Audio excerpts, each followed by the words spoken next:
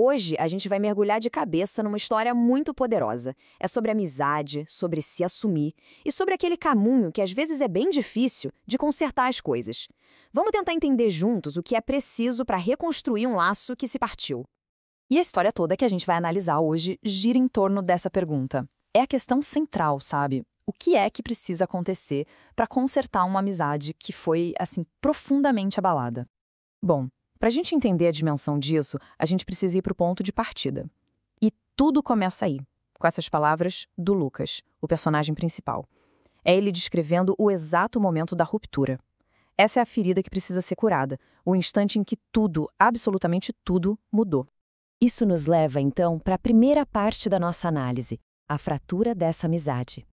Vamos dar uma olhada em como um único momento, uma revelação e uma reação pode virar de cabeça para baixo a dinâmica inteira de um relacionamento. E o contraste aqui é gritante, né? Antes, a amizade era o porto seguro, cheia de confiança, de apoio.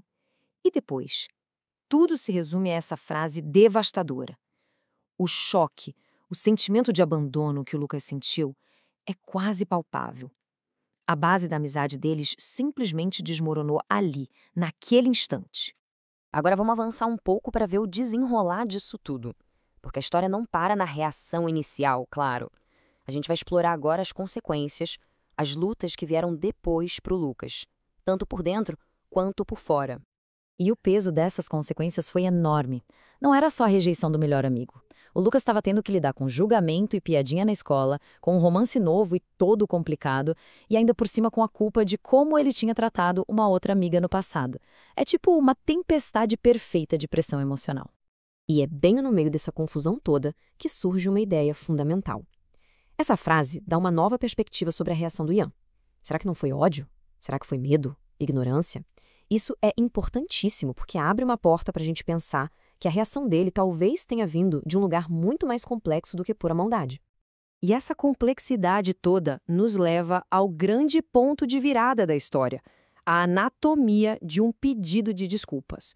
A gente vai desconstruir o momento em que o Ian tenta se redimir, porque ele serve quase como um manual para uma reconciliação de verdade.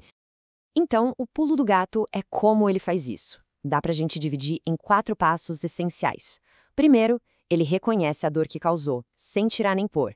Segundo, ele explica o motivo por trás da reação. E não era nojo, era o medo de ter sido deixado de fora, de ter sido o último a saber. Terceiro, ele assume a responsabilidade total, inclusive por coisas do passado. E por último, ele reafirma a amizade e promete apoio incondicional. Cada passo desses é um tijolinho para reconstruir a confiança. Com a amizade principal começando a se consertar, a história se expande. Vamos ver agora como a rede de apoio maior entra em cena, mostrando não só o poder, mas também, de forma surpreendente, o humor de ter uma comunidade ali do seu lado. A mudança de clima é nítida. Essa sugestão animada de ir à parada do orgulho não é só um convite, é uma declaração, sabe? É aceitação incondicional, é celebração, é o grupo todo se unindo para apoiar o Lucas, fortalecendo a confiança que ele está começando a sentir de novo. E esse apoio nem sempre é perfeito, o que o torna ainda mais real. Esse guia de namoro mostra os conselhos hilários e totalmente contraditórios que eles dão pro Lucas. Tem o ultimato, a tática de se fazer de difícil e até o método confuso com gifs e corações. É caótico, é engraçado e, acima de tudo, é cheio de amor. E tudo isso leva à resolução da jornada pessoal do Lucas. É a passagem da dúvida, do medo, para a coragem de ser 100% honesto. Primeiro consigo mesmo e depois com todo mundo. E o crescimento dele está perfeitamente resumido nessa fala. É o pedido de desculpas do Lucas para Chloé, uma garota que ele magoou no processo. Ele assume a responsabilidade, sem culpar ninguém, dizendo que o problema não era ela e sim a jornada dele. Isso mostra uma maturidade que ele simplesmente não tinha lá no começo. Então, o que a gente tira disso tudo? A mensagem principal é bem clara. A reconciliação é sim possível, mas ela não acontece do nada. O crescimento pessoal, a empatia, a capacidade de perdoar, tudo isso é absolutamente essencial para que ela aconteça. E isso tudo nos deixa com uma reflexão final, né? Essa história mostra que ser um aliado não é um ponto de chegada, é uma jornada. O Ian errou, e errou feio, mas ele aprendeu e cresceu com isso. E a pergunta que fica é: como é que a gente pode dar espaço para as pessoas na nossa vida também poderem aprender, cometer erros e evoluir?